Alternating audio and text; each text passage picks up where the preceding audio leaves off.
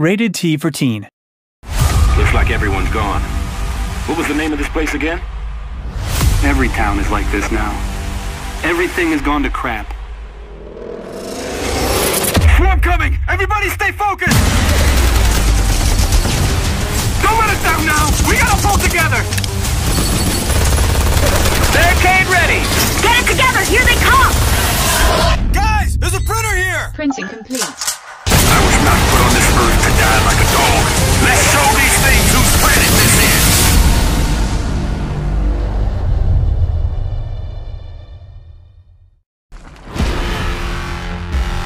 Now, about part 2 of our field trip.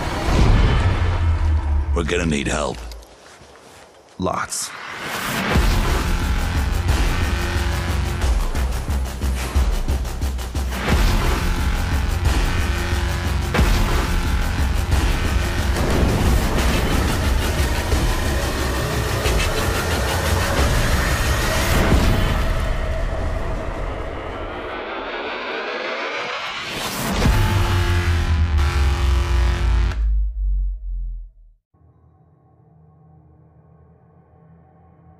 More than 2 years of development, and the sinking city is slowly approaching its release.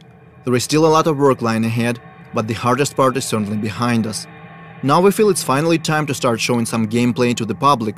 Luckily, we have a few great opportunities to do it, with gaming events like GDC and EGX Rest being right around the corner.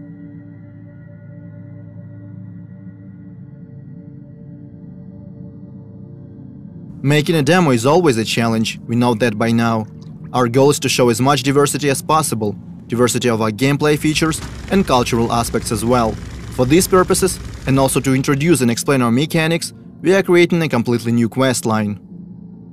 So let's jump back to November when our work began. Our narration team comes up with a story of a missing person.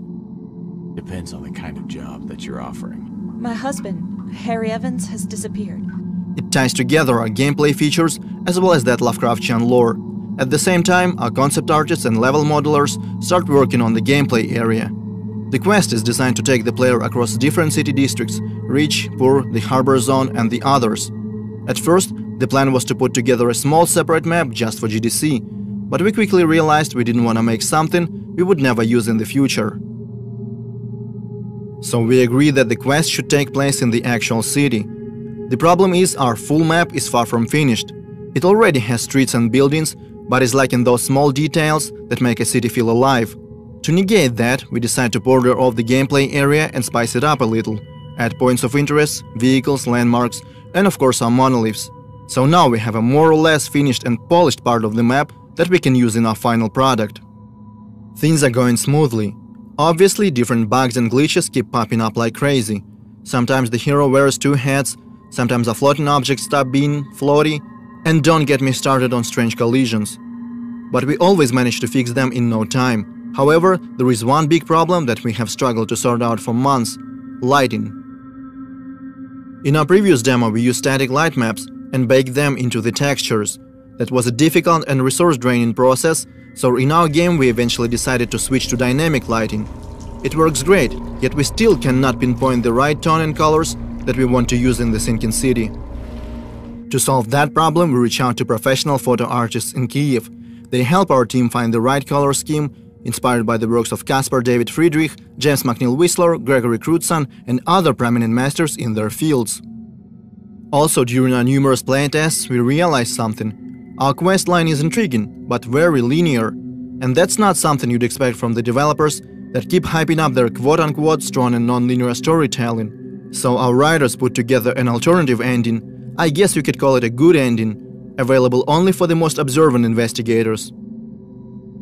There is something else that requires a lot of effort to produce. Our intro cutscene is supposed to be the very first thing that people will see.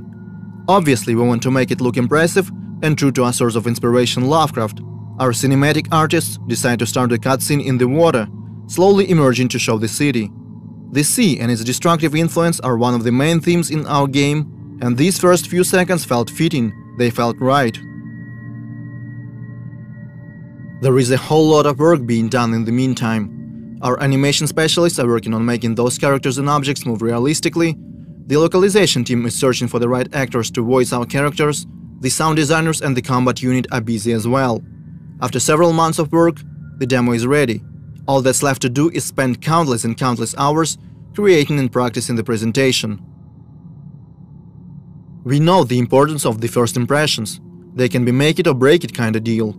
We might find thousands of new fans or go completely unnoticed.